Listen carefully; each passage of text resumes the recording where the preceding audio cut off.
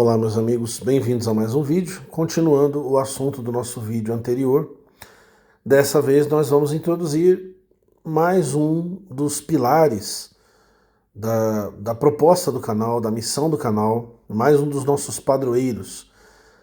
Dessa vez um bastante polêmico e a quem eu mesmo faço algumas ressalvas, embora seja uma das pedras fundamentais do nosso trabalho.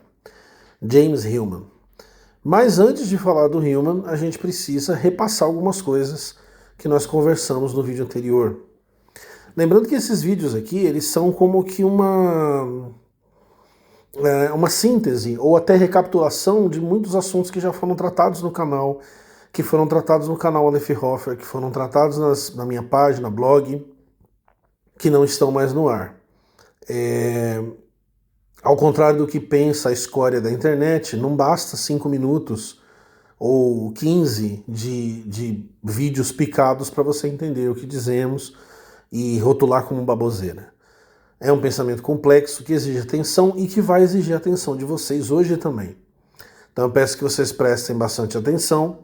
Nós vamos repassar alguns temas que foram levantados no vídeo anterior e depois eu vou fazer uma introdução ao pensamento do James Hillman, que vai ser uma introdução à própria psicanálise, né, de maneira geral, e a gente vai casar esses assuntos. E isso vai ajudar vocês a entenderem com cada vez mais clareza o que a gente está propondo, o que a gente realmente está fazendo. Então, vamos começar. Os dois temas que nortearam o nosso vídeo passado foram mitologia criativa e mônada cultural. Eu já tinha mencionado eles aqui no canal anteriormente, mas eu agora vou discorrer um pouco mais sobre eles e mostrar como que no pensamento do Campbell eles se conectam. O Campbell não criou o termo, tá? Mônada cultural. Ele herda esse pensamento de 3 outros pensadores. O antropólogo e etnólogo Leo Frobenius, que era alemão, um outro alemão, o Oswald Spengler, que escreveu um famosíssimo livro chamado Declínio do Ocidente, e de Adolf Bastian. Esses 3 caras vão fornecer ao Campbell material para a constituição da ideia de uma mônada cultural. Começando pelo Frobenius, ele entendia que as culturas elas eram literalmente organismos e que elas tinham limites e núcleos geradores de sentido. Isso ajuda a gente a entender por que a maioria dos povos antigos imaginava o universo plano com uma cúpula. A cúpula fechada no limite do universo era justamente toda a realidade para os povos antigos. O que estava fora era o caos. Por isso que muitas vezes os povos exteriores, né, os estrangeiros, eles eram vistos como forças caóticas e demoníacas. E isso é muito mais do que um derivado da observação, né? Um exercício da imaginação. No Declínio do Ocidente, o Spengler ele fala que as grandes culturas da história humana elas eram mônadas separadas, quer dizer, a própria palavra mônada tem a ver com algo que é único, não é? Que está isolado de todos os outros. Então essas culturas se desenvolviam e elas próprias possuíam uma alma. Então, é por isso que o conceito de individualismo vai demorar muito a aparecer, né? Porque cada um desses povos era uma estrutura viva. Em cada um desses espaços culturais, você tinha uma entidade viva, uma mônada exatamente, composta ali de todos os seus cidadãos integrantes. E elas tinham um ciclo de vida, por isso que elas começavam e terminavam. Então, aqui você já tem 2 pontos importantes do pensamento do Campbell, tanto a limitação como a duração, a durabilidade dessa mônada cultural. E por fim, do Bastian, ele talvez extraia os conceitos mais importantes. Aliás, o Bastian foi muito importante na formação dos pensamentos do próprio Jung, porque antes que o Jung formulasse as ideias dos arquétipos, o Bastian havia desenvolvido o conceito de ideias elementares e ideias étnicas. Em alemão era Elementargedanken, né? Elementargedanken é ideias elementares.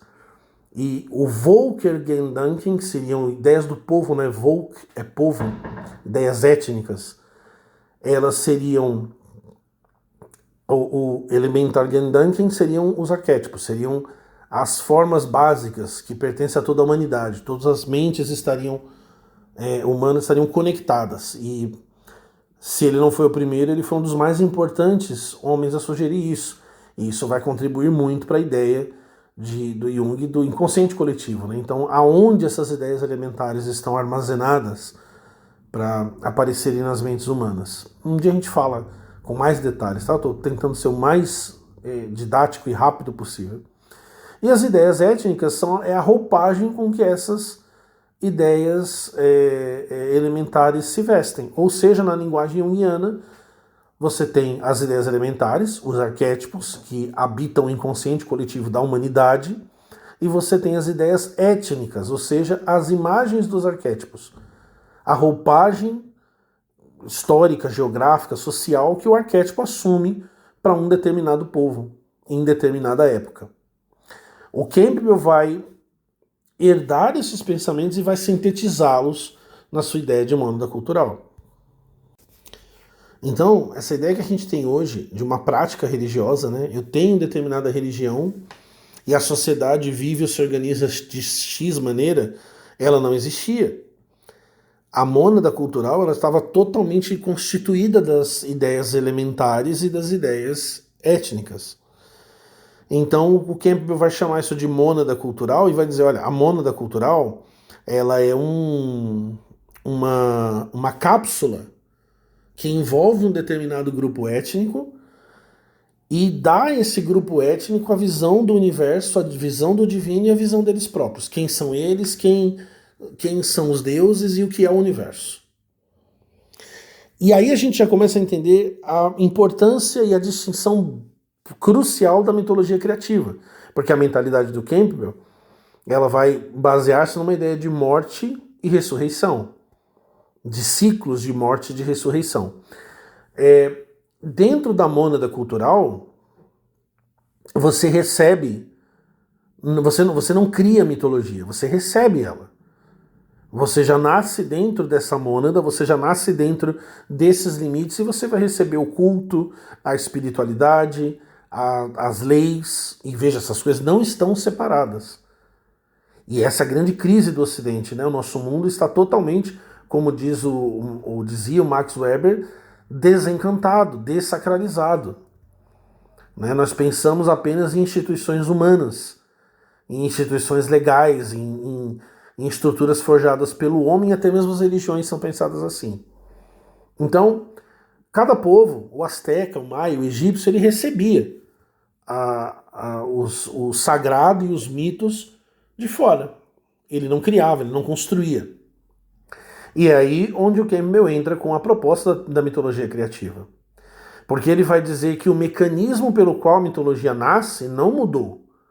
Ele continua em operação dentro do homem, mais ainda, ele continua importantíssimo. O homem precisa desse mecanismo para viver.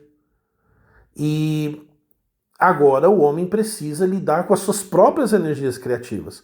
Então o que antes vinha de fora e nós recebíamos, e ele parecia a verdade completa, porque tudo que a gente podia ver do universo, tudo que a gente podia entender de nós mesmos estava contido numa mônada cultural, agora tem de vir de fora para dentro. E aí vai enfrentar todas as dificuldades que você já imagina e que a gente testemunha o tempo inteiro aí.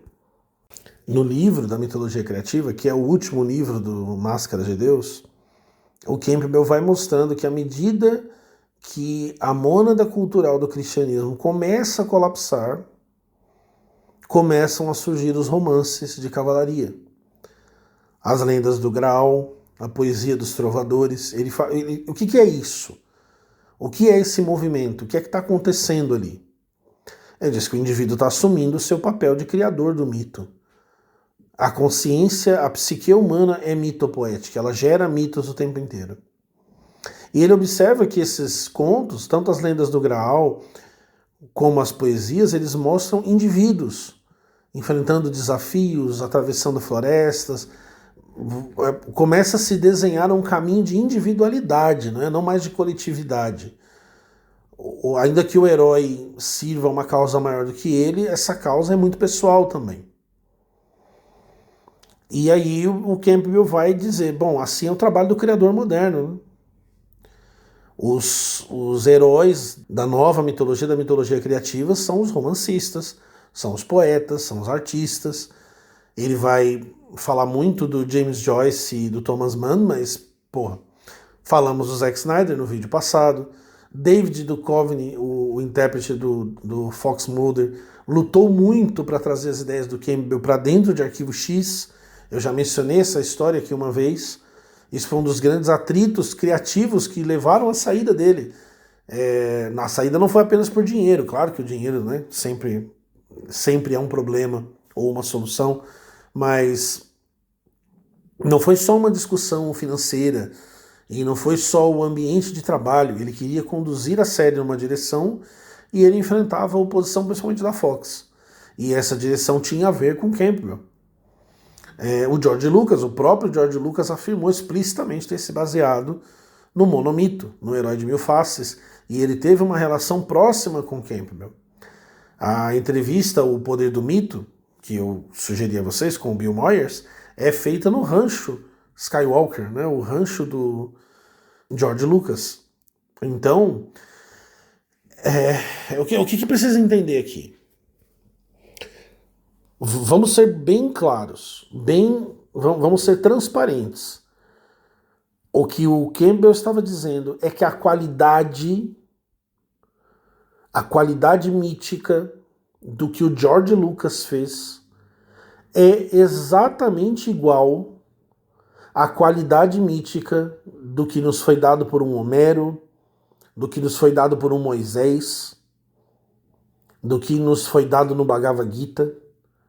A qualidade é a mesma, mas o contexto é outro.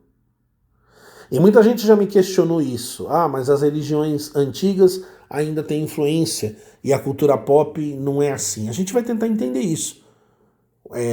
Na verdade, as coisas estão mudando e a gente, nesse canal aqui, temos tentado apontar a poderosíssima influência da cultura pop. Veja que essa guerra que começou aqui no canal foi por conta do quê? Não foi por conta de cultura pop?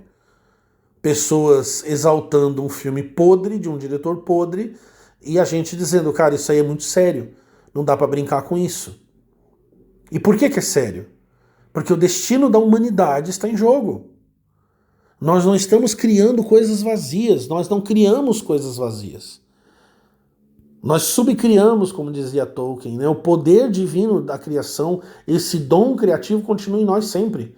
Criamos da maneira que fomos criados. Embora Tolkien e Campbell discordassem muito uns dos outros, a essência é a mesma. Somos subcriadores, somos criadores de mitos. Nós não podemos parar de fazer isso e não paramos de fazer isso. Então a mitologia criativa vai dizer, olha, esses novos mitos, esses romances, esses poemas, essas canções, elas têm a mesma natureza, elas têm o mesmo valor, elas nascem do mesmo lugar que todos aqueles mitos antigos do passado. Só que agora eles não se retroalimentam através de uma mônada cultural. Nós vemos que eles nascem dentro do homem, e aí nós temos que lidar com todas as questões inerentes a isso, da subjetividade, do cinismo e todos os obstáculos que nós precisamos enfrentar. Mas de início, o que importa é isso. Para Campbell, Star Wars era da mesma natureza da história de Krishna, das lendas sobre Vishnu, da mesmíssima natureza, sem nenhuma diferença. A única diferença é que a gente vai abordar adiante, que não está na qualidade do mito, mas naqueles que recebem o mito. Para o Campbell, a nossa era é muito crítica, existe um risco muito grande que a gente enfrenta, isso Jung também dizia, e é o que a gente vive dizendo aqui no canal. Porque ao longo da sua história, o ser humano sempre viveu protegido e modelado numa mônada cultural específica. Né? Como ele nascia dentro dessa estrutura pronta, o indivíduo encontrava o sentido da vida dele sem uma grande busca, sem um grande dilema, sem grandes crises existenciais. Né? Ele se dedicava aos ritos, os dogmas locais, né? Os Volkergedanken, e pronto, ele encontrava o sentido da vida dele, ele encontrava o alimento para a alma dele. Mas as mônadas perecem. Aliás, inclusive, se você prestar atenção na prática dos gregos, nas práticas dos romanos, era um negócio meio que pragmático, né? Os deuses estão aí, eles fazem parte da nossa sociedade, nós os honramos e eles nos protegem, nos orientam e nos castigam às vezes. Mas as mônadas perecem, essas estruturas se desfazem.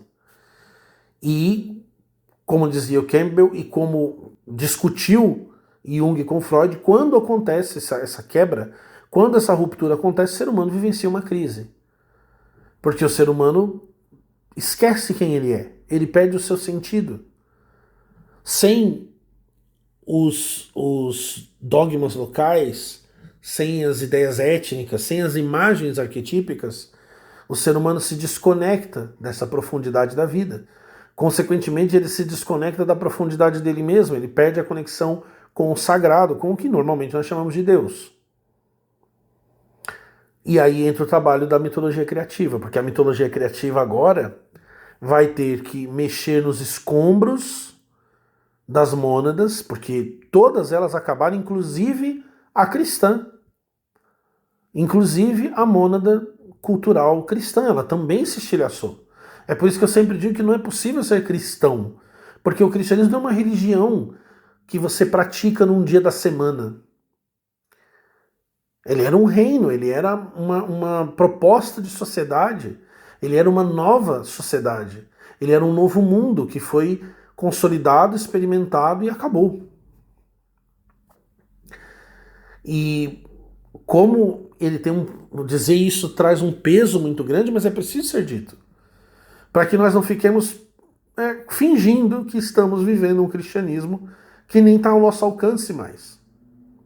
Entretanto, debaixo dos elementos culturais, não apenas judaicos, mas judaicos, romanos, europeus, que formaram o cristianismo, lá embaixo estão as ideias elementares, estão os arquétipos.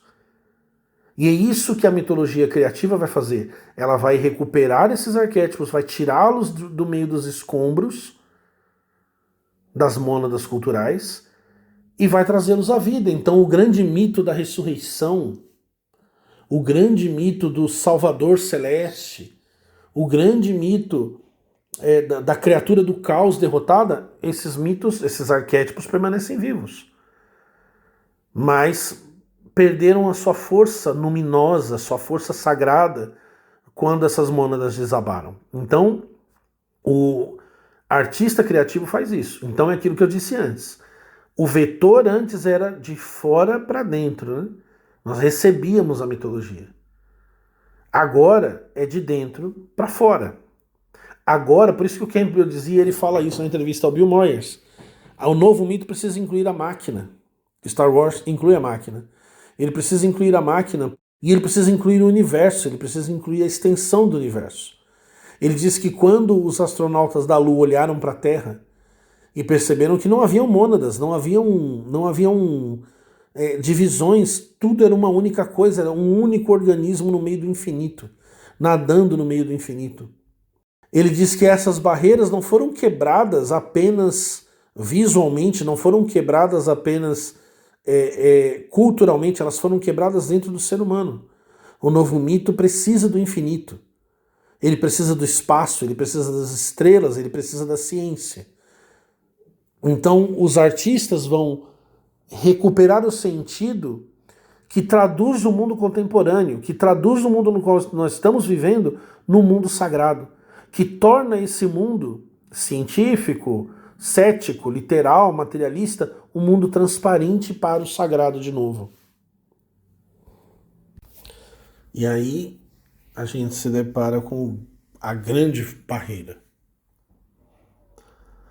Mas se fui eu que criei, isso é só uma coisa da minha cabeça. Mas se o Zack Snyder criou, isso é só uma coisa da cabeça dele. Pode ser até consolador, mas não é verdade. E aqui a gente já pode começar a falar um pouco de psicanálise, né? O que Freud e Jung descobriram? Na verdade, Freud e Jung redescobriram a psique, a alma. Eles redescobriram uma coisa que não é nem espiritual e nem física. Ela é intermediária.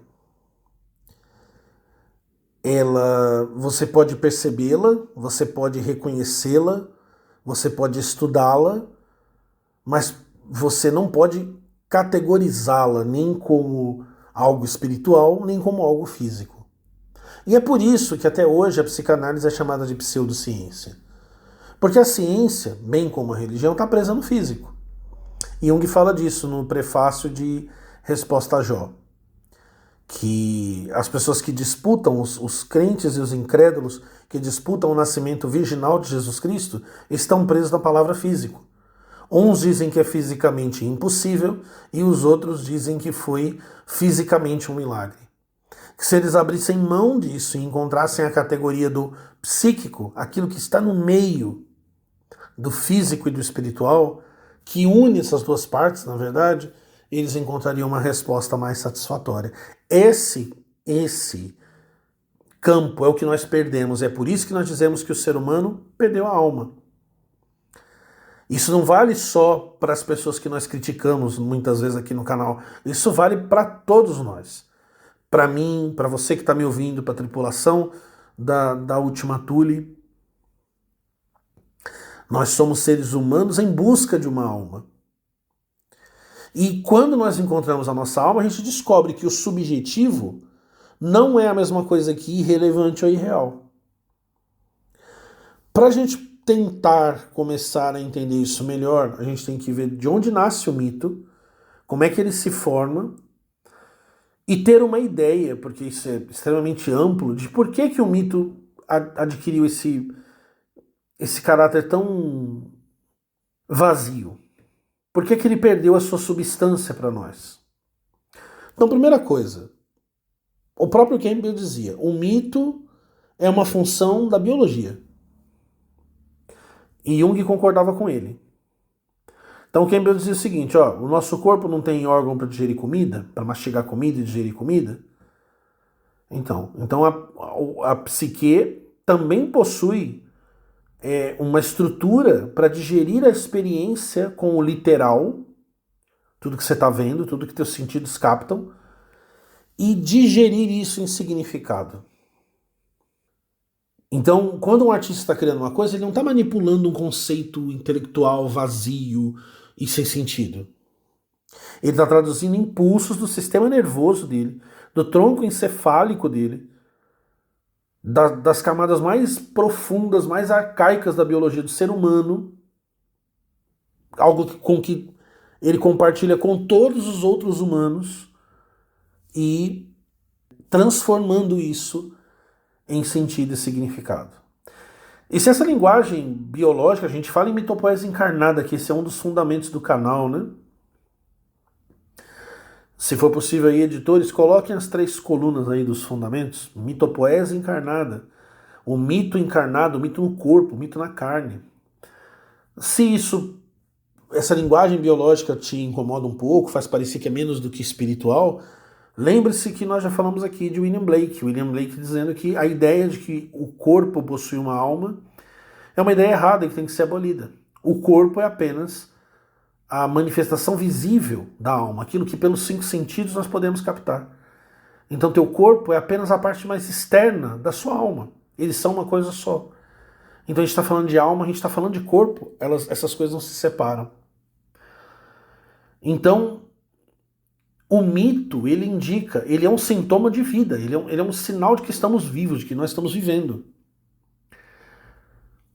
Criar mito significa que aquele poder que gerou o universo continua se movendo na nossa biologia, produzindo imagens dentro de nós. Eu vou ler para vocês aqui um trecho de um livro do Campbell, uma conversa do Joseph Campbell com o Stanley Keleman, ele na verdade é o autor. O livro se chama Mito e Corpo. Eu vou ler um trecho aqui desse livro para vocês, para que vocês percebam que não é uma coisa maluca, e absurda e coisa de louco e satânica, não tem absolutamente nada a ver com isso. Veja só. Nas antigas culturas acreditávamos profundamente em mitos e visões, em contar histórias a respeito de como experienciar, como usar nossos corpos. A sociedade utilizava canções, danças e rituais religiosos para dar sustentação a essas imagens míticas do corpo e às experiências que desejava que as pessoas tivessem. O cérebro humano e as vísceras têm a capacidade de gerar imagem. O cérebro aprende a usar essa imagem para influenciar seu comportamento. Os batimentos cardíacos, o peristaltismo ininterrupto do intestino, o pulso e o tônus muscular produzem sensações que o cérebro organiza numa imagem neural e depois numa imagem visual. O nosso corpo faz uma imagem de si mesmo no seu cérebro. Isso é chamado de imagem corporal ou imagem somática. A maneira como a expressão emocional do nosso corpo aparece para os outros também é uma imagem somática. A mitologia apresenta imagens como as do acadêmico, do padre, do criado. Quando vivemos mediante essas imagens descorporificadas ou posturas somáticas vazias, papéis que não são enraizados nas emoções do nosso corpo, porque o que, né, um acadêmico, um padre, né, elas não se baseiam no corpo, elas não baseiam nas sensibilidades do corpo, são vazias, abstratas. Ele continua, falta a elas a força emocional para nos dar sustentação. Essas imagens são inautênticas porque mal corporificadas, elas têm pouco corpo, têm pouca relação com o corpo, têm uma origem afastada do corpo. O nosso corpo tem uma capacidade inata para influenciar a si mesmo a partir da sua experiência emocional. Todas as civilizações têm rituais e imagens que nos capacitam a fazer isso.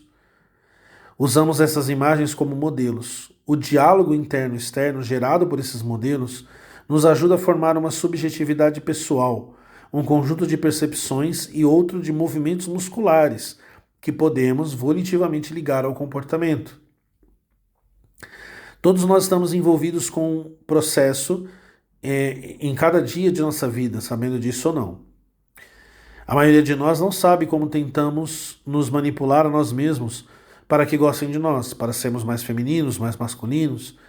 Tentamos viver uma imagem, acreditando que somos essa imagem. Muitos de nós pensam que estamos manipulando a nossa mente. Mas na verdade trata-se de uma parte do corpo manipulando a outra parte. Carl Gustav Jung viu o mito como parte da matriz biológica. Eu o defino como originário das células dos nossos tecidos. Uma imagem não linear governada pelo metabolismo corporal. Há um pulso que inicia os ritmos naturais e as marés de luz, como aqueles que vemos nos sonhos. Um mundo onde as pessoas têm diferentes formas e o tempo é caleidoscópico e distorcido. É desse processo celular básico que nossas imagens internas vêm à superfície como padrões somáticos. O guerreiro, ou o sábio, a grande mãe, ou a amazona, quer dizer, de dentro das células emergiriam os arquétipos, né? Essas formas somáticas estão incrustadas na estrutura genética. Platão as chamava de arquétipos. Os gregos antropomorfizaram essas poderosas forças em formas humanas. Sobre isso, eu discordo. Mas quando a gente estiver falando de Hillman, eu vou mostrar por quê, tá?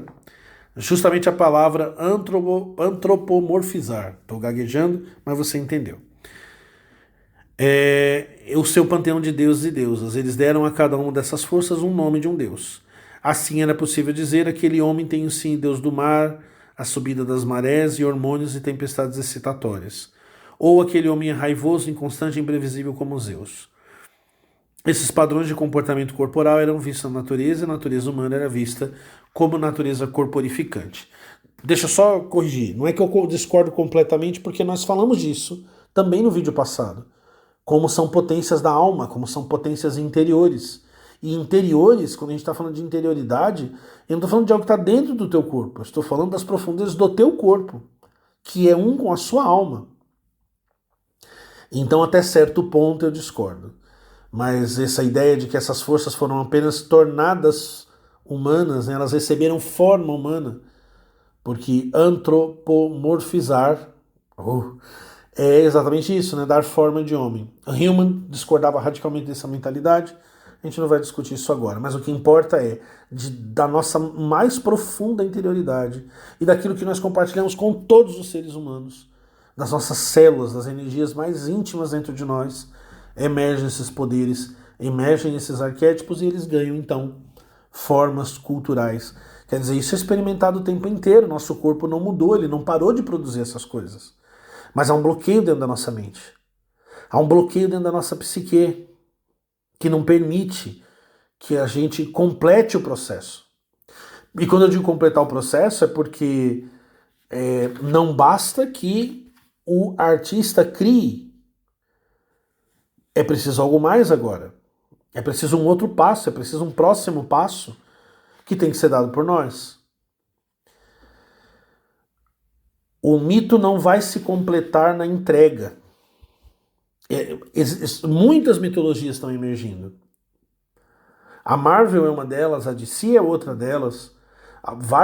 Você tem mitologias e mitologias dentro das próprias Marvel e DC. Você tem mitologias de livros, você tem as mitologias do Stephen King, você tem mitologias no cinema.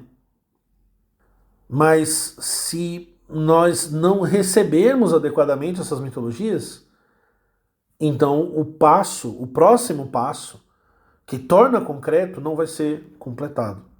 Vamos dar uma olhada em por que a gente está com dificuldade de receber.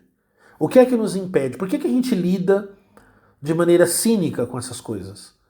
Por que a gente dá risada? O Superman é Jesus, por que é tão engraçado? Quando são pessoas também desesperadas e sem o sagrado. Vamos dar uma olhada nisso.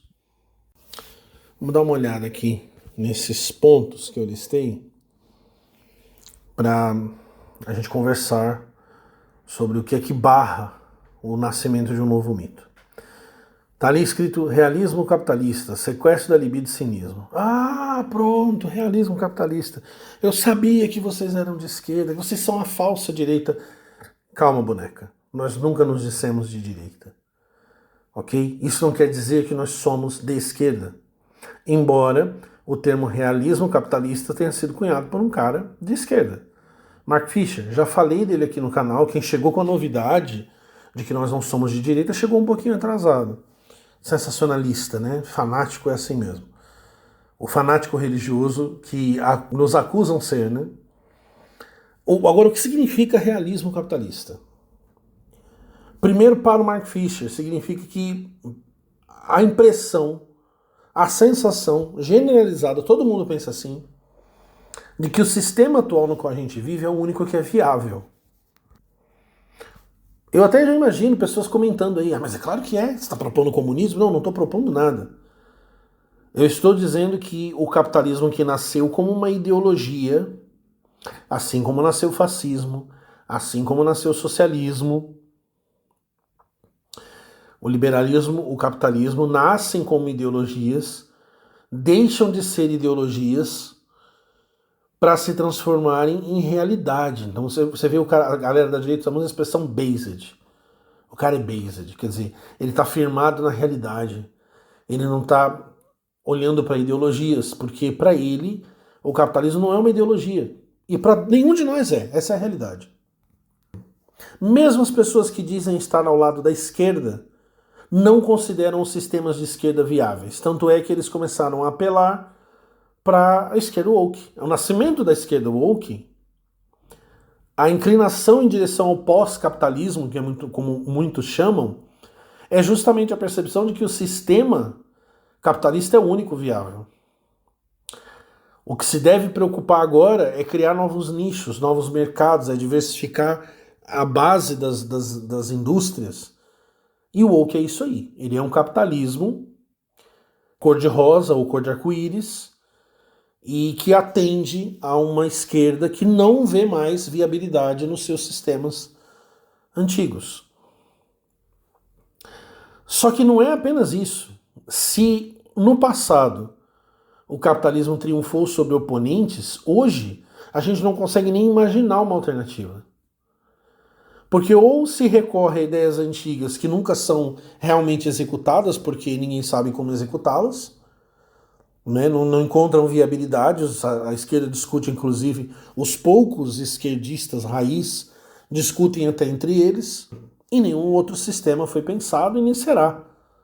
Porque para nós, o realismo capitalista significa que a ideologia capitalista, que aquilo que emerge, ganha força na Revolução Industrial, na Revolução Científica, se transformou na realidade.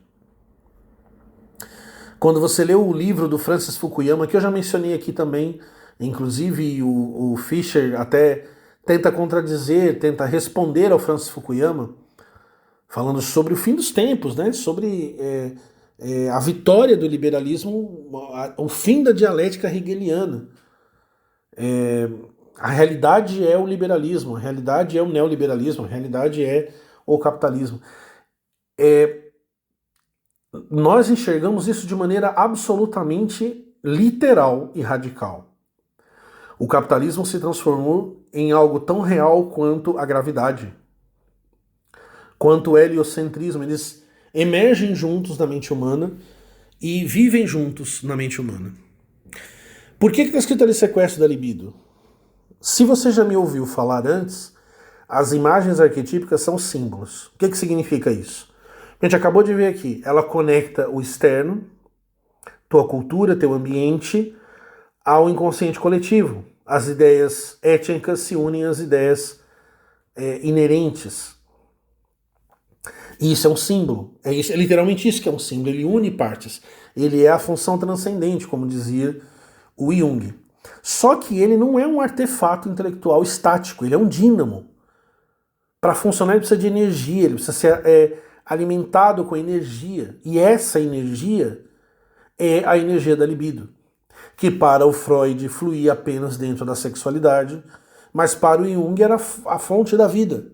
Era a energia própria da psique, a energia própria da alma, é a força dinâmica da alma. Essa energia flui para o símbolo, e aí o que acontece? Nasce o culto. Culto. De onde vem essa palavra? De onde vem a palavra culto? Ela vem de cultivar. Ou seja, aquilo que a gente devota atenção, aquilo que a gente investe a nossa energia vital. Quer dizer, o símbolo para ter vida, não basta ele emergir. Não basta o artista, o profeta, o bardo trazê-lo e constituí-lo, estabelecer essa conexão.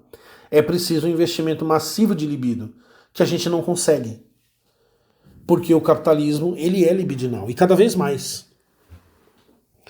Ele se sustenta absorvendo nossa libido, redirecionando e fragmentando a nossa libido com muitos microdesejos e microprojetos. Então, como não resta atenção e energia para investir no símbolo, a resposta é o cinismo. É a risadinha, é o absurdo, é o são loucos, são satanistas. Porque é óbvio, a pessoa olha para o símbolo e a libido dela está dispersa em trocentos lugares, em infindáveis objetos de desejo. Então o símbolo permanece morto, permanece inativo, permanece incompleto. Então, se esse é o obstáculo, se a recepção é tão importante quanto a criação, ela completa o ciclo do mito na mitologia criativa, como é que vai ser? O que vai acontecer? Como é que esse cultivo do símbolo vai acontecer? E aí a gente tem esses dois tópicos aí, as periferias da cultura e as comunidades de consciência. Juntos eles formam aquilo que eu chamo de insurgência psicológica. A resistência espiritual tem que estar fora dos algoritmos, ela tem que estar fora da indústria do entretenimento. Ela precisa acontecer nas periferias da cultura. Então são os pequenos canais, são os pequenos grupos, eu vou dar um exemplo dos nossos parceiros, né? Nossos parceiros não compartilham das nossas convicções. Mas eles estão nas periferias da cultura, porque quando o Mestre Karim faz um vídeo sobre o Batman gótico e implacável ou ele grava um vídeo falando sobre o Superman, como é que o Superman pode ser resgatado da sua decadência, voltando à raiz. Quando o Zona de Quadrinhos faz um vídeo e vai resgatar o Hitman lá do Garth Ennis, chegou a ser publicado aqui no Brasil pela editora Magnum. Um quadrinho totalmente periférico, totalmente nichado. Para encontrar a melhor história do Superman, eles estão fazendo isso. Eles estão promovendo isso. É claro que não é o bastante, mas eles estão promovendo isso.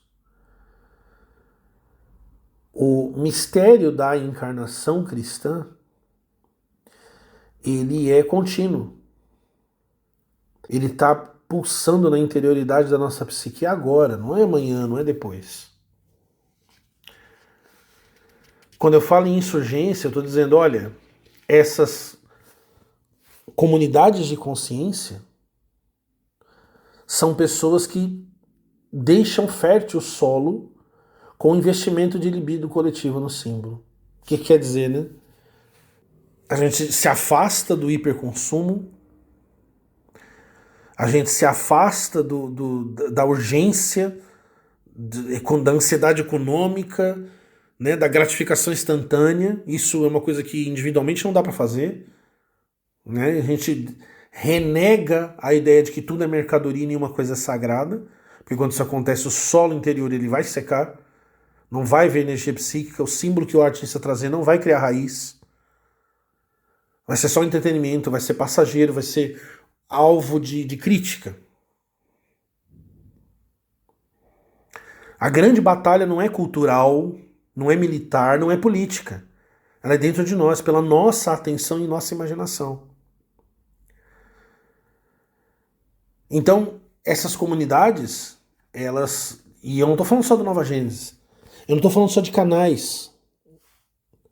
Elas se reúnem e elas começam a meditar nessas coisas. Elas começam a refletir sobre essas coisas, sobre a importância dessas coisas, sobre a realidade delas.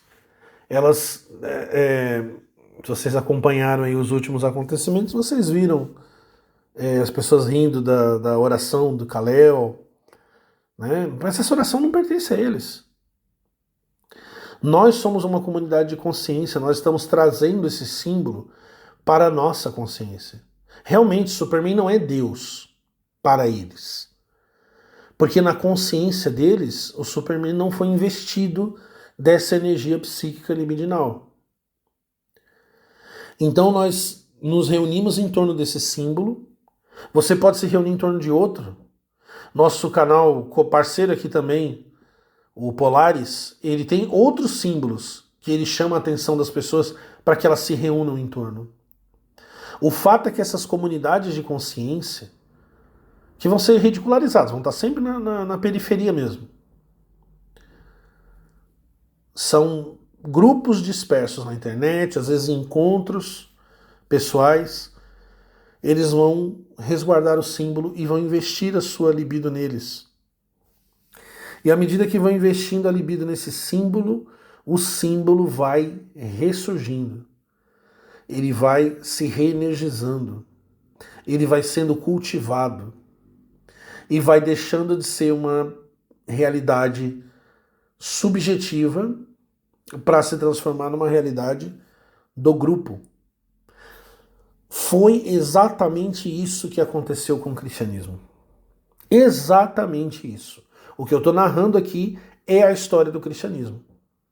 Cristianismo perseguido, cristianismo marginalizado, o cristianismo que se reúne recrutando mulheres, escravos, que se reúnem em catacumbas, né, nas periferias, nos lugares que não tem um monte de monetização, não tem um monte de visualização, e ali celebrando o símbolo, se emancipando da mônada cultural romana. Até que esse símbolo vai crescendo, vai se disseminando para outras comunidades e se transforma ele próprio numa mônada cultural. Esse processo é exatamente o que está acontecendo agora. Só que como as pessoas estão apegadas ao símbolo de Cristo, muito por conta da sua orientação política, elas não conseguem perceber que é isso. Esse investimento vai provocar a ruptura do isolamento subjetivo. Ele deixa de ser o meu Deus, ele deixa de ser o nosso Deus, do nosso grupo, para se transformar em realidade viva, para encher o mundo. É exatamente isso que acontece, essa é a gênese de toda mônada cultural, essa é a gênese de todo símbolo, é a gênese de tudo que a gente chama de religião. Então o segredo, gente, é o seguinte, quando um símbolo emerge, ele desestabiliza o ego. Veja o que os filmes do Snyder causaram em algumas pessoas aí. Liga Nerdola não se recuperou até hoje, porque ele exige transformação. Ele exige que o ego saia da sua posição. E o homem moderno, ele é um homem muito isolado, ele é o eu sozinho. Então, uma comunidade de consciência, ela se transforma num recipiente alquímico. O Jung falava muito desse recipiente alquímico, ele falava muito dos têmenos, espaços sagrados, aonde o mistério pode ser experimentado, ele chamava o consultório de têmenos, né, de espaço sagrado. Essa comunidade de consciência se transforma nesse recipiente e aí ela oferece sustentação psicológica para que o mistério seja suportado, processado, sem que o indivíduo seja destruído. Então, o que a gente deve fazer? O que você deve? Você precisa seguir o Nova Gênesis? Você não precisa seguir. A gente tem uma lista de devocionais e outros vão entrar. E eu convido vocês a escreverem devocionais, enviarem pra gente. A gente grava e coloca na lista de devocionais. O Henri Corbin chamava isso de oração criativa. Não é uma oração que pede, é uma oração que gera o Deus. Porque ela é culto, ela é direcionamento de energia. Eu não estou pedindo nada, eu não quero nada, eu quero Deus. E então Deus aparece. E então Deus existe. É por isso que são devocionais. São feitos para a devoção. Então o que cada um desses pequenos grupos tem que fazer?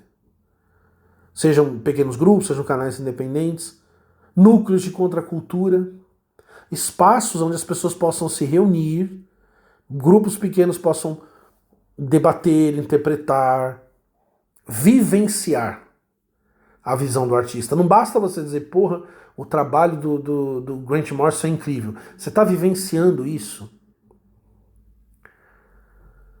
Você está vivendo por meio daquela arte? É preciso isso. É preciso que seja assim. É preciso que você permita aquilo penetrar no teu corpo, na tua alma. E dentro dessas comunidades, a libido que antes era individual, que tende a ser individual, é cada um por si, vai se transformando em libido coletiva. O símbolo que podia ser só interpretado como uma fantasia dentro da sua cabeça, a ruptura do isolamento subjetivo quebra e ele se torna realidade compartilhada pelo grupo. Ai, porra, que absurdo que você está falando. Mateus 18:20. Onde 2 ou 3 estiverem reunidos em meu nome, ali eu estou no meio deles. Jesus está dizendo, eu sou um símbolo. Aonde vocês se reunirem em meu nome, aonde vocês se reunirem para mim, aonde vocês direcionarem a sua energia da alma para mim, eu estarei ali. Eu estarei ali com vocês. Eu não estarei dentro de vocês, eu não estarei na imaginação de vocês, pensando em imaginação como uma coisa não substancial ou real. Eu estarei lá. Eu estarei lá. Percebe que é o mesmo mecanismo? É o mesmo mecanismo, só que agora as catacumbas não são prédios. Elas são catacumbas da imaginação. O novo mito está sendo construído no canal do... Desculpa, não sei eu falar o nome errado, tá? O Coing, nosso parceiro aí que também está falando de sincromisticismo. Teve um outro cara que publicou um vídeo muito interessante sobre o Superman ter sido ferido por magia. Me desculpa não lembrar teu nome, mas esses caras estão ousando e reunindo pessoas em torno deles. Não estão olhando para o algoritmo, não estão olhando para o sucesso, ainda que possam fazer isso. Mas principalmente estão se tornando em comunidades imaginativas, grutas, cavernas, catacumbas da imaginação, onde o mito está sendo gestado, cultivado e começando a respirar. Esse é o processo. Você não precisa me seguir. Você não precisa entrar para a seita, você não precisa me dar teu dinheiro, você não precisa me obedecer. Você só precisa compreender o que eu estou dizendo e seguir o caminho que você entender como mais conveniente. Faça, vai lá e faz.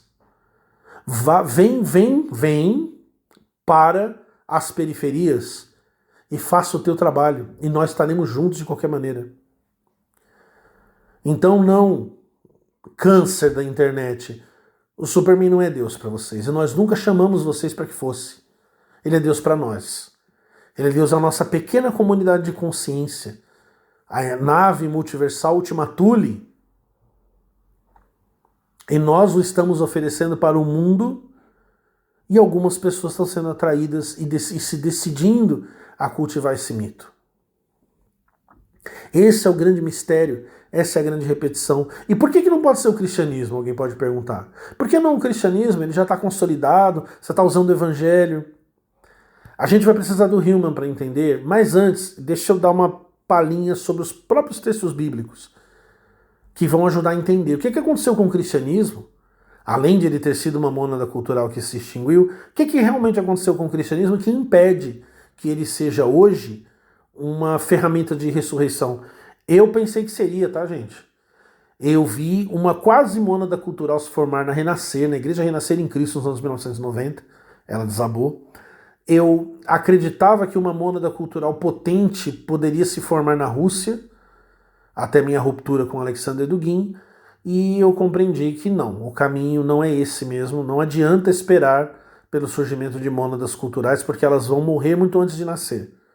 Elas podem ensaiar o nascimento, mas elas vão se desestruturar. O Campbell tinha razão. E o nosso investimento precisa ser esse, na mitologia criativa, assumir a responsabilidade de criador de mitos que temos. Isso é muito importante. Vamos dar uma olhada no cristianismo, ver por que o cristianismo não pode mais ser esse mecanismo e esse símbolo e essa verdade, essa religião, esse mito salvador para os povos. A princípio, o cristianismo oferecia um drama sagrado que acontecia dentro do ser humano. Lucas 17, 21, Jesus está falando com os fariseus e diz para eles, olha, o reino de Deus não vem com aparência externa. O que quer dizer isso? O reino de Deus não tem como ser visto. Ele não é percebido pelos sentidos. Você não tem como dizer, o reino está ali, o reino está aqui. O reino de Deus está dentro de vocês. Ele diz isso para os fariseus. Existe toda uma dubiedade na expressão que Jesus usa, né, dentro de vós, entos rimon, que eu vou deixar para explicar um outro dia, porque senão vai estender demais o vídeo.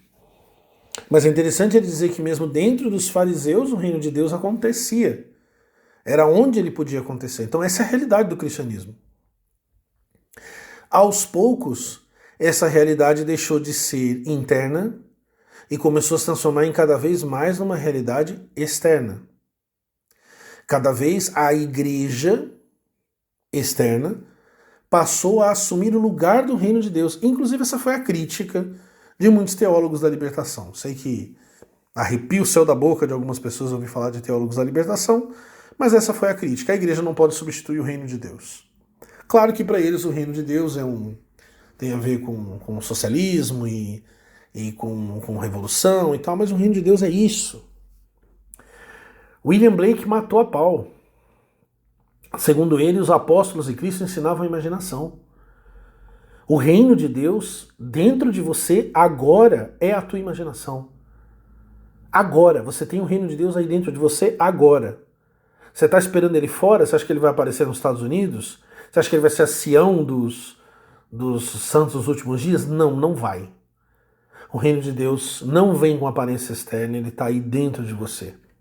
Ele não é algo para os sentidos, ele é algo para o olho imaginal, para o olho do coração. É isso que Jesus ensina, é isso que Jesus nos trouxe. Inclusive, ao fazer isso, ele está dizendo, olha para dentro. Se você quer entrar no reino, então você tem que entrar dentro de si mesmo. Você tem que se afastar das externalidades, e essa foi a busca das ordens monásticas, por exemplo, principalmente as do Oriente, para voltar-se para dentro de você. É o que Santo Agostinho diz nas Confissões. Eu te procurei em todos os lugares, mas eu estava fora de mim enquanto você estava dentro. O Senhor era o mais íntimo que havia em mim. Então isso que não é uma loucura, não é satanismo, não é. Talvez você pense que é satanismo, porque você não entende nada de cristianismo. Porque você acha que ser contra o aborto, pró-Estados Unidos e capitalista é igual ser cristão. Um símbolo, ele tem por função ser transparente. João 14, versículos 8 a 10. Os discípulos pedem para que Jesus mostre o Pai. E Jesus diz, eu estou com vocês há tanto tempo e vocês não me têm desconhecido, quem vê a mim vê o Pai. O que isso significa? O símbolo não é opaco, o símbolo é transparente.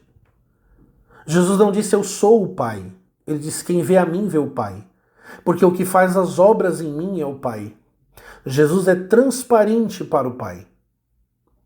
Só que não era transparente para eles, a gente vai entender daqui a pouco por que não era. Mas, e aí, por que eu estou citando os evangelhos? Porque o próprio Jung disse, nos evangelhos está a semente da renovação dele. Então te dói a bunda quando você vê o Superman do Snyder abrindo os braços e ouvindo de Jor-El que ele pode salvar todos? Isso é retirar dos escombros os braços abertos que abraçam o mundo, a salvação de todos que é oferecida, o comando do Pai Celeste e atualizá-lo para o homem moderno. Dói porque teu ego está ferido. Dói porque você está possivelmente num estado de inflação do ego. A gente vai falar isso, que é o que o Hillman vai diagnosticar para a gente. Então, dentro do próprio cristianismo, você tem os caminhos, você tem as explicações, você tem as direções. O cristianismo foi se tornando cada vez mais opaco. Quando no Concílio de Nicéia se estabelece filosoficamente o dogma da Trindade, você já tem menos opacidade no Filho do que você tinha antes, ainda que se diga que ele é luz da luz, Deus verdadeiro de Deus verdadeiro, você cria um conceito filosófico extremamente abstrato, que substitui a simplicidade da transparência do símbolo. De modo que hoje, quando as pessoas falam de Jesus, é o Jesus dos travestis, é o Jesus que...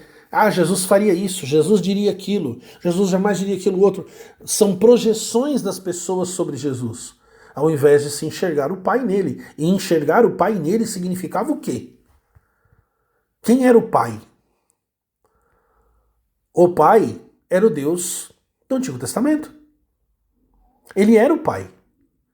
Ele se identificou como o Pai de Israel. Jesus é esse Deus transformado.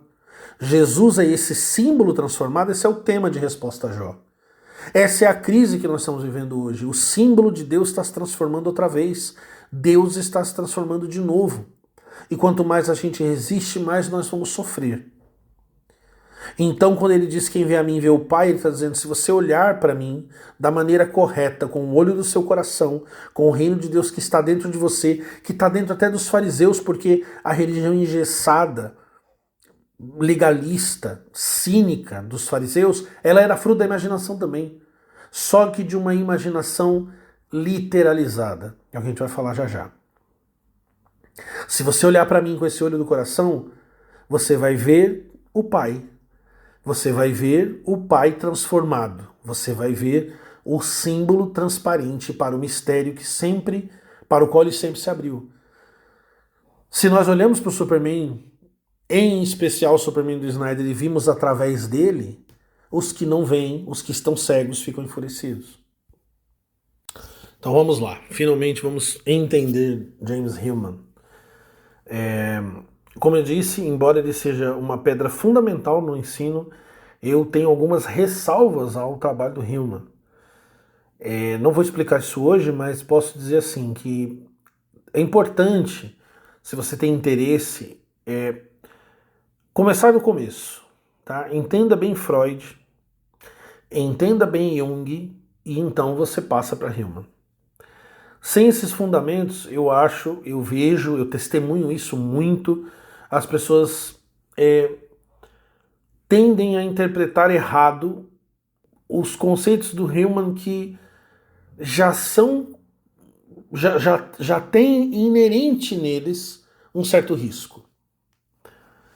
Não precisa ter medo, tá? Mas é só para você entender que o trabalho do Hillman é extremamente importante, ele é central para nós, mas essas ressalvas são necessárias. O nosso norte ainda é Jung. Nós lemos Hillman a partir de Jung, e isso é muito importante. Vamos lá. Eu disse que a psicanálise é literalmente a redescoberta da alma, né? A redescoberta do elemento da psique, do elemento intermediário entre corpo e espírito. Só que não foi só isso, né? Muitas outras coisas aconteceram, e uma das mais importantes foi a descoberta dos complexos. Quem nomeou o complexo foi o Jung. A gente vai entender rapidamente, eu já falei de complexo antes, eu vou falar bem por cima, porque o que importa para nós aqui é chegar no Hillman. O Jung nomeou complexos pequenas personalidades que existem na inconsciência do ser humano, ou no subconsciente do ser humano. O Freud tinha chegado muito perto disso e até adotou esse conceito, em parte, por exemplo, com o complexo de Édipo. Acho que todo mundo já ouviu falar do complexo de Édipo, né?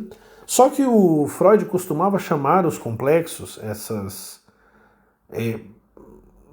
a pequena gente, como o Jung chegou a nomeá-los, essas personalidades não dominantes que habitam a psique, ele chamou eles de grupos psíquicos separados. Aqui é muito importante que a gente vai entender bem a diferença entre Freud e Jung na abordagem dos complexos para entender o Hillman. Então, no livro dele, Estudo sobre a Histeria, né, o Freud já começava a perceber que para uma pessoa que estava sofrendo de histeria, tinham certos pensamentos, tinham certas memórias que o ego não tolerava. E o que o ego fazia ao não tolerar essas memórias? Ele expulsava a ideia, lançava para o inconsciente. O Freud não havia um inconsciente coletivo, embora ele também chegou muito perto disso. Ele estava prestes a teorizar algo nesse sentido.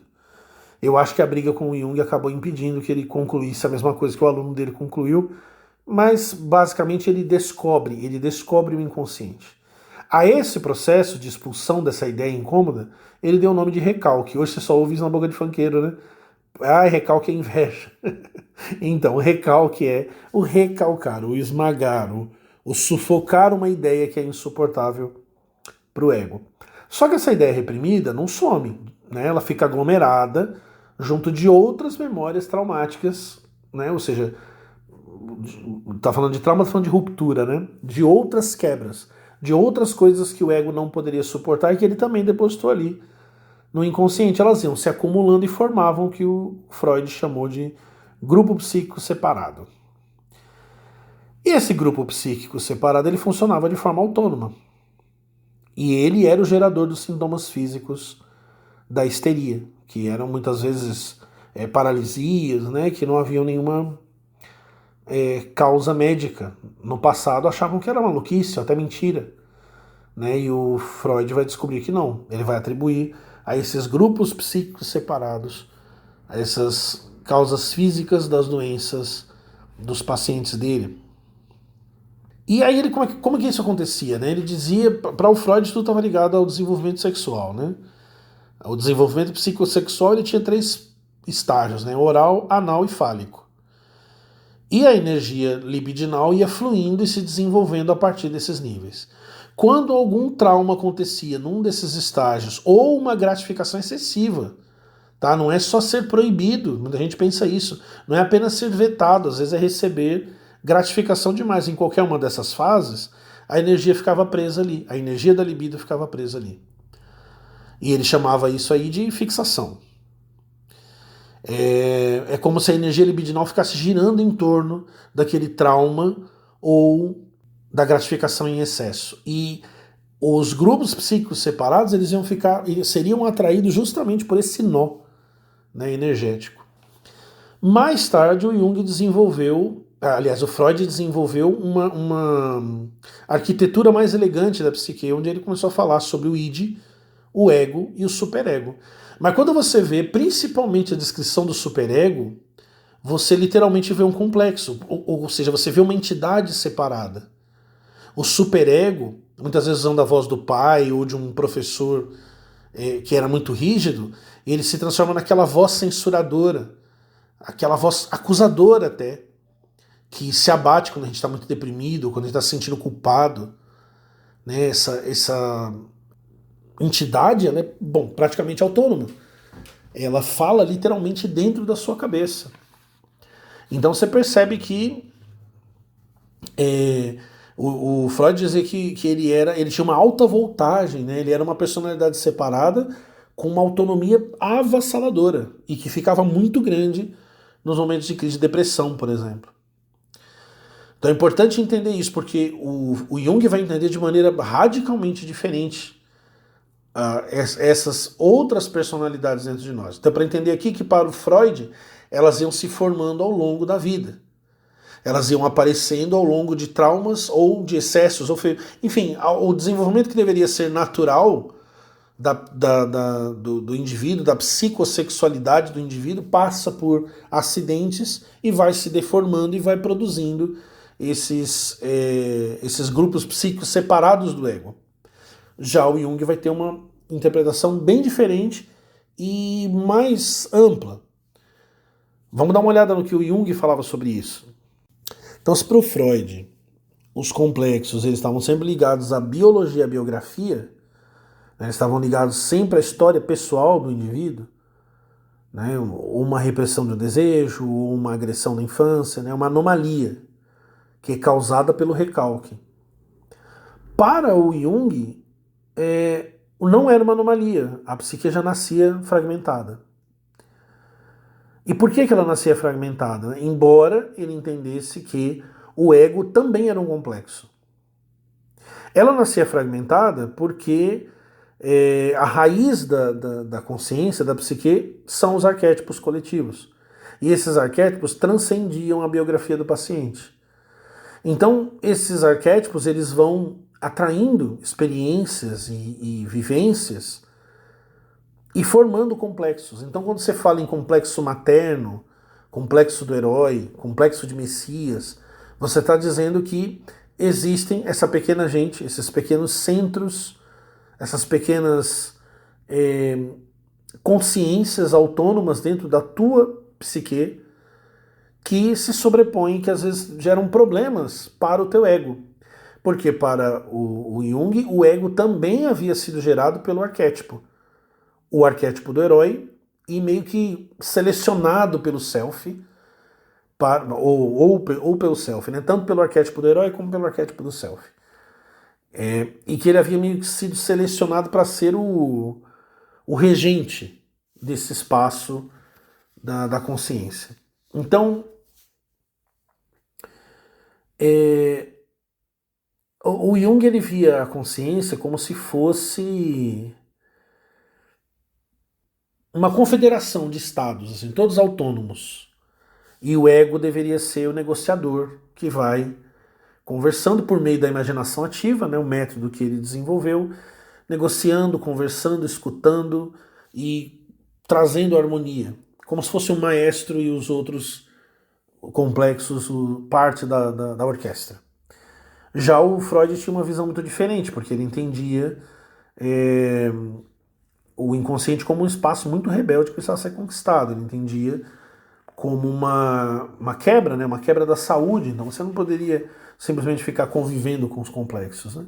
Então uma frase que ficou famosa do Freud é: onde estava o id sendo o centro dos impulsos, né? Basicamente um inconsciente de certo modo, o ego deve governar.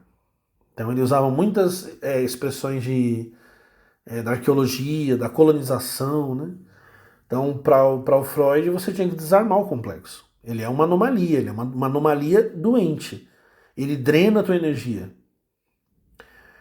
Ele precisa ser desmantelado, ele precisa ser desfeito. Normalmente se desfazia, né, quando o ego traduzia o sintoma que gerava o complexo. Né? Você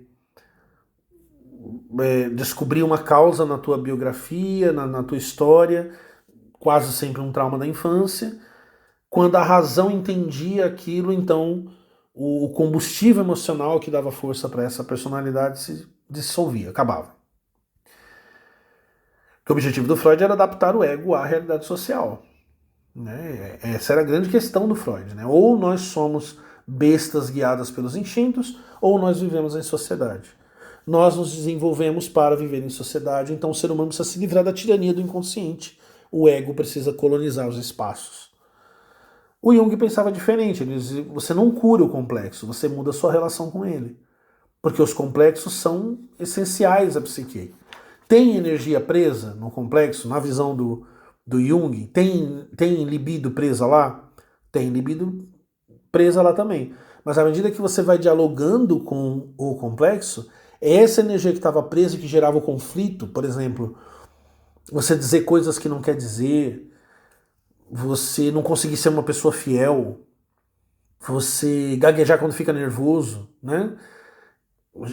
Eles a partir das pesquisas deles perceberam isso como ações desses agregados ou complexos. Então Jung dizia que à medida que você vai dialogando com ele, você vai liberando essa energia e ele vai se tornando um auxiliar no processo da individuação. Ou seja, na reunião junto da psique sob o governo do self. O Hillman discordava completamente dos dois. Na verdade, ele não discordava completamente de Jung. O que ele fez foi pegar as ideias de Jung e levá-las à enésima potência. Então, assim, ele desenvolveu e desenvolvendo, em alguns momentos até provocou uma ruptura com o Jung. Então, ao invés de olhar para o ego como o escolhido do self, como a personalidade central, como o elemento central da psique, ou o vice-regente da psique, porque o self seria esse regente e que deve provocar harmonia entre as outras partes, ele dizia que não. Ele dizia que o que era entendido como doença era entendido apenas do ponto de vista do ego. Eram perturbações que o ego sentia dessas outras vozes, dessas outras personalidades. O Hillman dizia que, ao contrário do que se entendia da mente humana, da psique humana, que ela era monótona, que ela era linear, né? E que o que você deveria sempre procurar é trazer uma estática para a tua mente, para que seus pensamentos não fiquem derivando e perdidos. Ele dizer que isso é assim do ponto de vista do ego. O ego deseja essa monotonia. O ego deseja ser único. Mas o ego não é único. Assim como dizia o Jung, embora o Jung dissesse que o ego é um complexo, mas um complexo que foi destacado para assumir uma tarefa de regente, o Hillman dizia que não. Que o ego era um complexo exatamente igual aos outros. A mente não era monótona. A mente era dramática. Deixa eu dar um exemplo. Você fala com você mesmo? Geralmente quando ninguém está olhando, né? Às vezes a pessoa fica tão envolvida nos pensamentos que fala com gente olhando. Com quem é que você está falando? Aí você vai dizer, eu estou falando comigo mesmo. Não, a gente não conversa com a gente mesmo. A conversa pressupõe outro. Era isso que o Hillman dizia. Esse outro está ocultado pelo ego. A gente não consegue ver, mas a gente pressente que ele está lá. Estamos inconscientes dele, mas ele está lá. Aqueles pensamentos intrusivos, aquela coisa que você não consegue tirar da cabeça, a música que você ouviu, que fica tocando, mesmo quando você está rezando, mesmo quando você está transando. O que é isso? Que voz é essa? Quem está cantando essa música? Os complexos. E o Hillman dizia o seguinte, a gente só fica doente porque o ego quer controle. Se o ego abrir mão do controle, ele vai descobrir que o que parece um estado patológico, na verdade é um estado natural. Então, basicamente, o Hillman dizia que a gente não se curava das doenças psicológicas, a gente meio que se entregava a elas. Por isso que eu digo que é perigoso.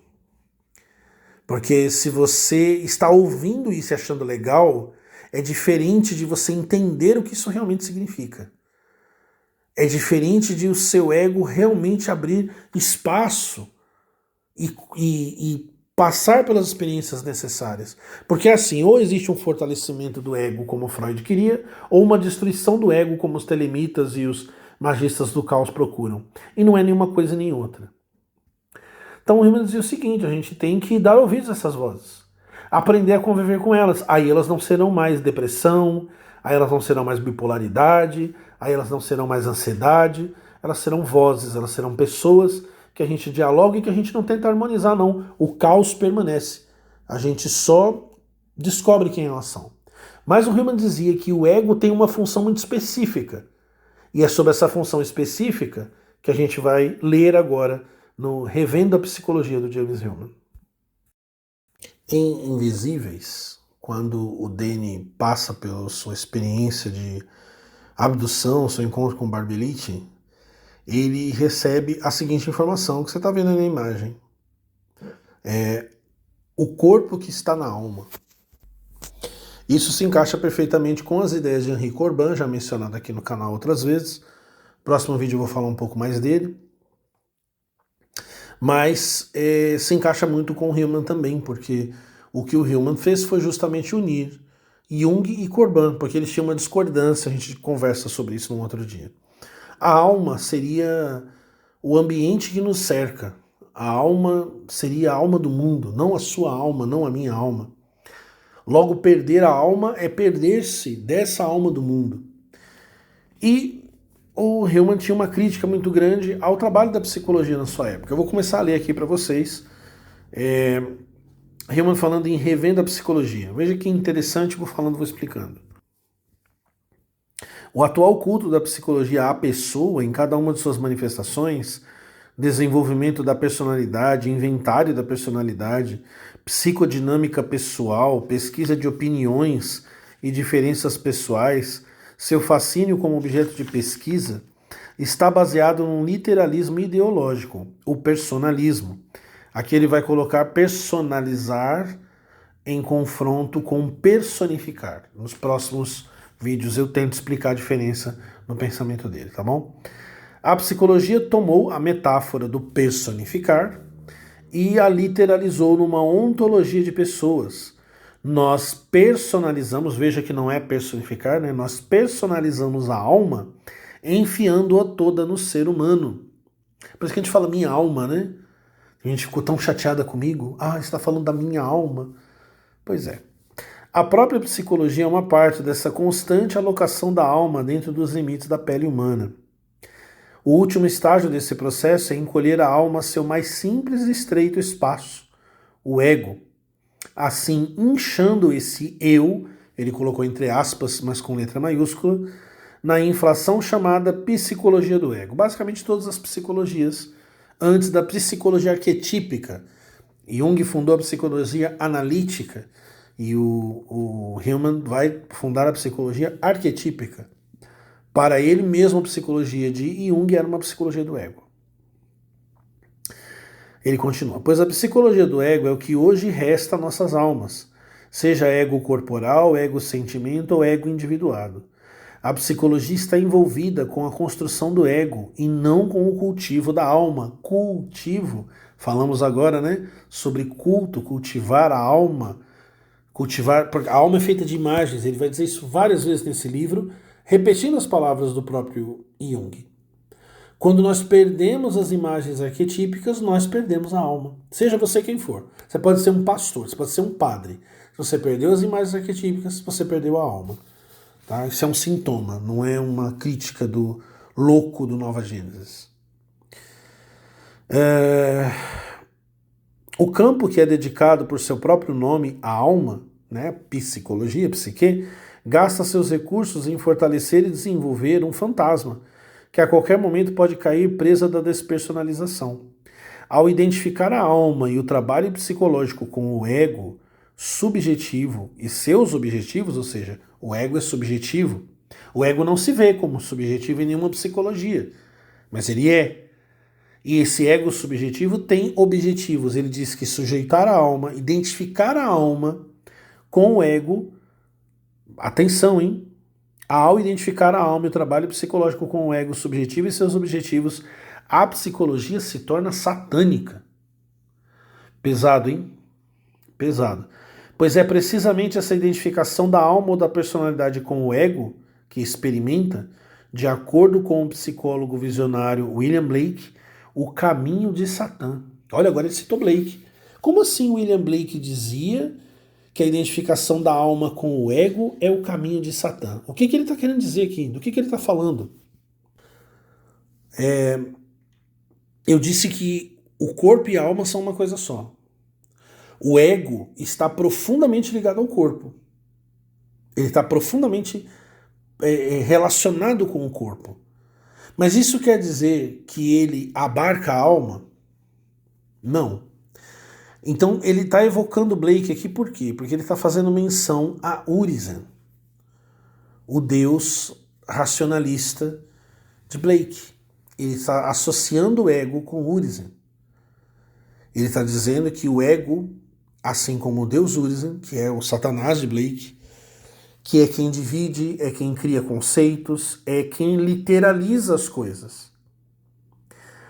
Se a alma se torna identificada com o ego, então significa que a imaginação, o movimento livre das imagens, ficou sujeito ao ego. E o que o ego vai fazer com ela? Vai reduzi-la a nada, vai reduzi-la a subjetividade, vai reduzi-la a loucura, vai reduzi-la a devaneios. Porque é isso que o ego faz. Lembra que eu disse, que ele falou que para ele e também para Mary Watkins, que eu já mencionei aqui, que estudou com o Hillman nos anos 80, a psique não é monótona, ela é dramática. A psique é um palco, onde uma história está sendo encenada. Dentro de você existe uma história. Há um drama dentro de você do qual você precisa tomar parte. Você está ansioso, você está doente, você está depressivo porque você não conhece essa história. Porque você não está entrando nela. As vozes dos personagens, a tua marcação, a tua hora de participar, você não conhece.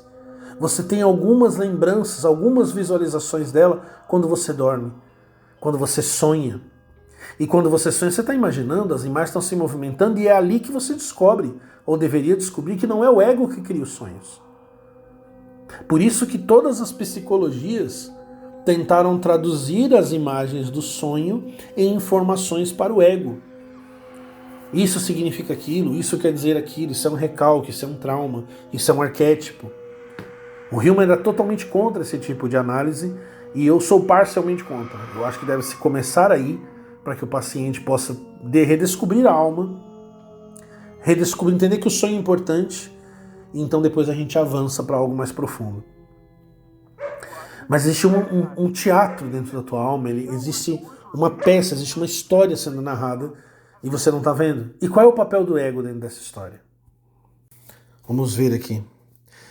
Continuando com o Hillman. O eu, entre aspas, com o maiúsculo, tem suas funções, o que se exprime pela letra maiúscula. Ou seja, ele está exprimindo a função do ego, do eu, que literalmente é ego em grego, né? Eu, pela letra maiúscula. Mas ele colocou aspas, né? Ele continua, o eu, entre aspas, é legitimamente escrito em letras grandes, não porque seja a pessoa capital da psique, o que todas as psicologias entenderam até aqui, mas porque ele tem uma parte mítica particular a desempenhar no drama da psique, como aquela personificação cuja perspectiva necessária é tornar-se como literalmente real. Qual é o papel do ego? Tomar-se como literalmente real. Literalmente real. Veja, literal em oposição ao metafórico. Olha, talvez você pense que entende o significado de metafórico, mas normalmente as pessoas confundem metafórico com analógico ou com alegórico. Eu não vou explicar isso hoje, mas o metafórico e o literal são opostos. A visão do ego é a de que ele é literalmente real. E assim o drama da psique começa. Parte desse drama que você não está vendo, e é por isso que a gente toma tanto remédio, é por isso que a gente procura tantas saídas, muitas vezes não encontra, é porque o ego não permite que a gente veja. Porque o ego restringe todas essas vozes a sintomas. Porque elas não podem ser verdadeiras, elas só podem ser efeitos da minha cabeça, funções da minha cabeça. Veja que assim como Urizen separa uma coisa da outra. O ego separa isto é real e isto não é. Isto é interno e isto é externo. Eu sou real e o resto não é. Isso chama atenção para você? Isso é familiar para você? Em Nag Hammadi, o demiurgo se desprende do pleroma, da plenitude das pessoas divinas, e não conhecendo a origem dele, ele diz, só eu existo. E aí ele começa a criar coisas que são, na verdade, imagens, sombras das imagens que ele traz meio que no inconsciente dele, que são sopradas para dentro dele. O ego é a instância que literaliza aquilo que a gente chama de realidade. Não é só que ele se enxerga como real. É ele que faz com que a gente olhe para determinadas coisas e diga isso aqui é verdadeiro e aquilo não é. Mas ele tem aspas, ele é um personagem também, ele é um complexo também. E essa percepção é a mais profunda. O ego está cumprindo o papel dele. Descobrir que ele cumpre o papel abre caminho para que eu me relativize e passe a ouvir os outros. Ele continua, né? Uma característica específica do ego, sua função específica, é representar a visão literal. Ele se toma e a sua visão como reais. O literalismo é um ponto de vista do ego. Significa estarmos trancados no ego. A psicologia do ego resulta de estarmos presos pelo ego em sua perspectiva. As outras personagens no palco são meras características, minhas projeções. Apenas eu sou literalmente real. Como eu sou, só eu sou literalmente real, então eu entendo que essas outras são projeções da minha cabeça, são características da minha personalidade, eu ajo diferente no trabalho porque o ambiente é diferente. E apenas isso.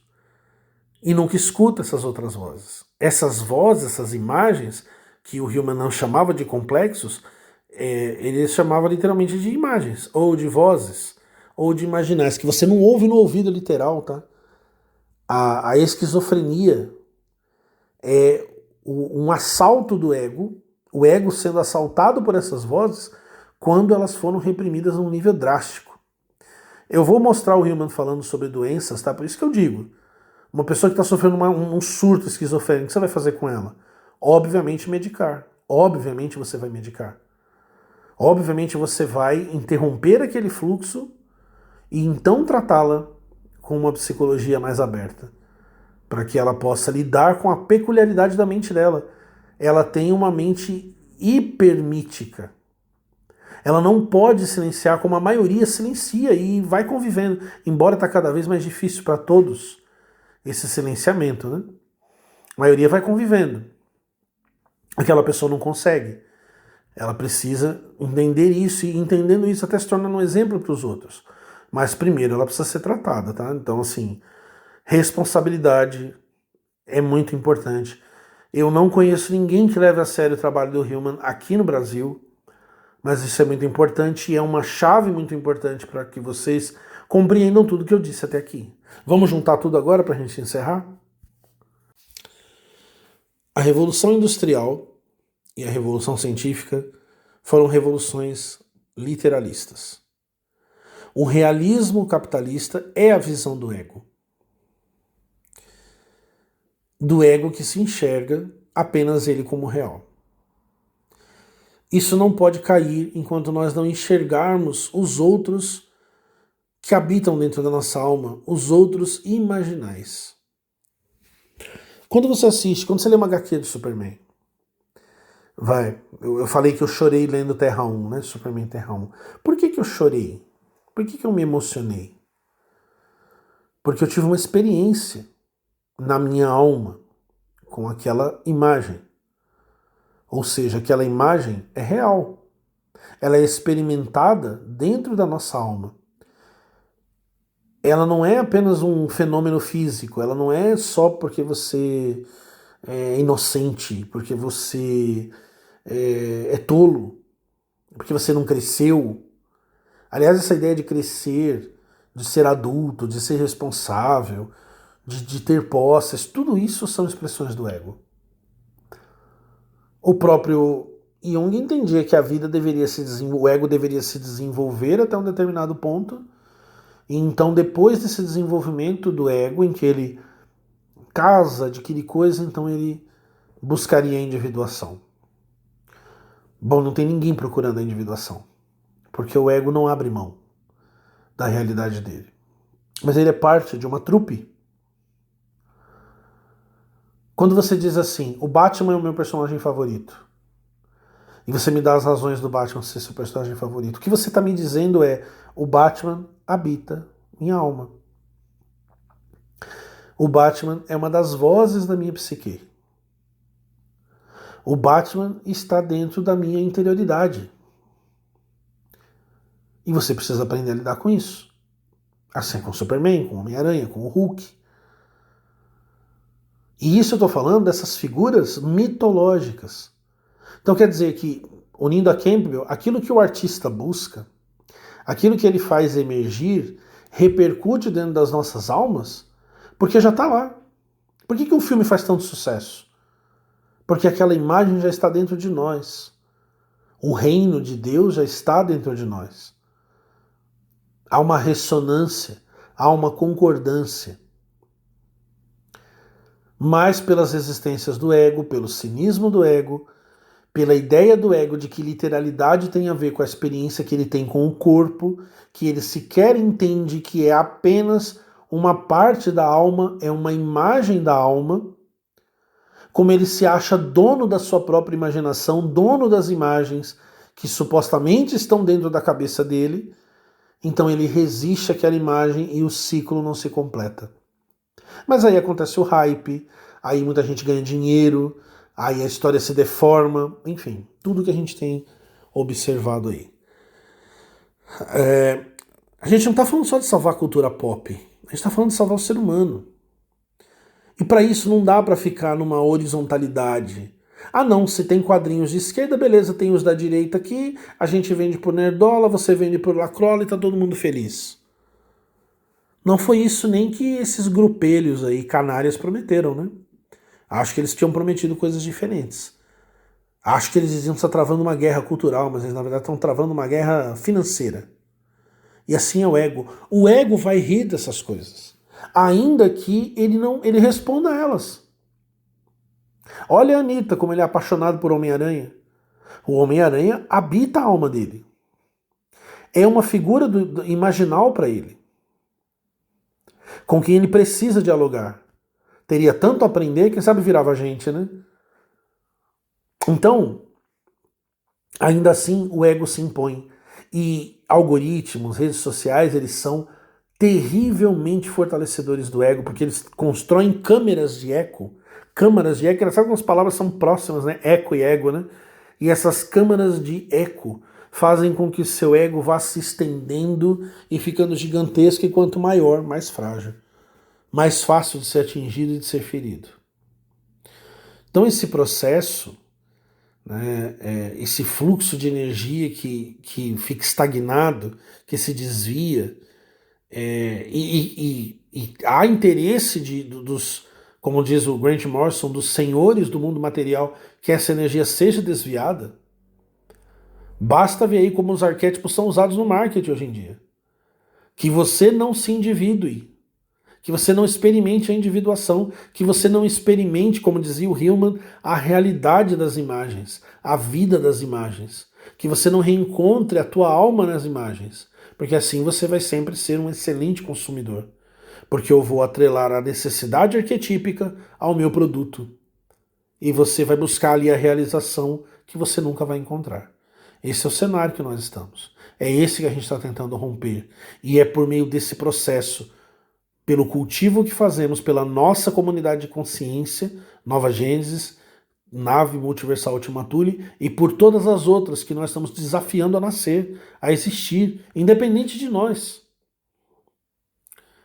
Mas para isso você tem que olhar para essa multidão de personagens querendo sair de dentro de você, de músicas que você quer compor, de histórias que você quer escrever, e entender que eles estão vivos, que eles são tão reais quanto você, que eles têm uma biografia como a sua. O papel do ego não é governá-los, o papel do ego não é escravizá-los, o papel do ego não é nem harmonizá-los, é ser um bom anfitrião, é contar as histórias deles, é permitir que as vozes deles se transformem em arte. Você apenas expressa o que está dentro de você. E isso é tão vivo e mítico como sempre foi. Beleza? Próximo vídeo vamos falar mais um pouco sobre Revendo a Psicologia do James Hillman. Espero que você tenha gostado, espero que você tenha entendido. Foi uma longa jornada. Até a próxima.